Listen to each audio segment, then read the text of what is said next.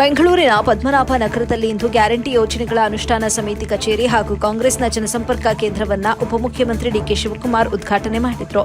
ರಾಜ್ಯದ 224 ಕೇಂದ್ರಗಳಲ್ಲೂ ಕೂಡ ಗ್ಯಾರಂಟಿ ಅನುಷ್ಠಾನ ಸಮಿತಿ ಕಚೇರಿಗಳನ್ನು ಆರಂಭಿಸಲಾಗುತ್ತಿದ್ದು, ಈ ಸಮಿತಿಯ ಫಲಾನುಭವಿಗಳ ಕುಂದುಕೊರತೆಗಳನ್ನು ಡಿಕೆ ಶಿವಕುಮಾರ್ ನಿವಾರಿಸಿದರು. ವರದಿ ಸಜ್ಜದ್, ಎಬಿ ನ್ಯೂಸ್, ಬೆಂಗಳೂರು.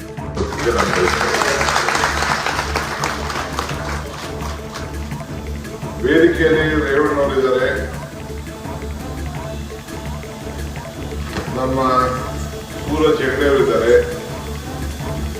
ಸೌಮ್ಯ ರೆಡ್ಡಿಯವರಿದ್ದಾರೆ, ಶ್ರೀನಿವಾಸ್ ಇದ್ದಾರೆ, ವೆಂಕಟೇಶ್ ಮೂರ್ತಿ ಇದ್ದಾರೆ, ದೀಪಕ್ ತಿಮ್ಮಯ್ಯ ಅವರಿದ್ದಾರೆ, ಪ್ರಸಾದ್ ಬಾಬು ಇದ್ದಾರೆ,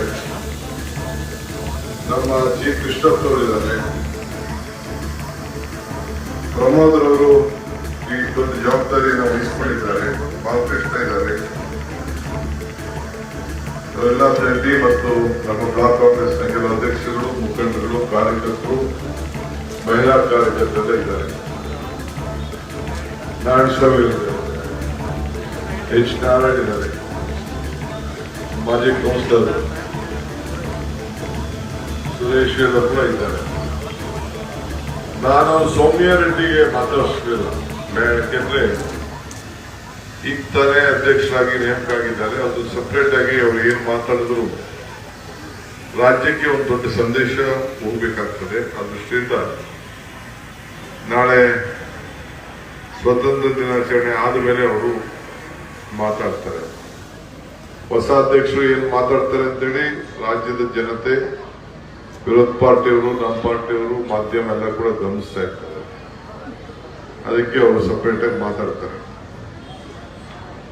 ಬಂಧುಗಳೇ, ನಮ್ಮ ಶ್ರೀನಿವಾಸು ಸುಪುತ್ರ ಪ್ರಮೋದರವರು, ನಾನೆಲ್ಲೋ ಒಂದ್ ಕಡೆ ಹೇಳ್ತಾ ಇದ್ದೆ, ಅದನ್ನ ನೆನ್ಕೊಂಡು ವಾಪಸ್ ಹೇಳ್ತಾ ಇದ್ದೆ.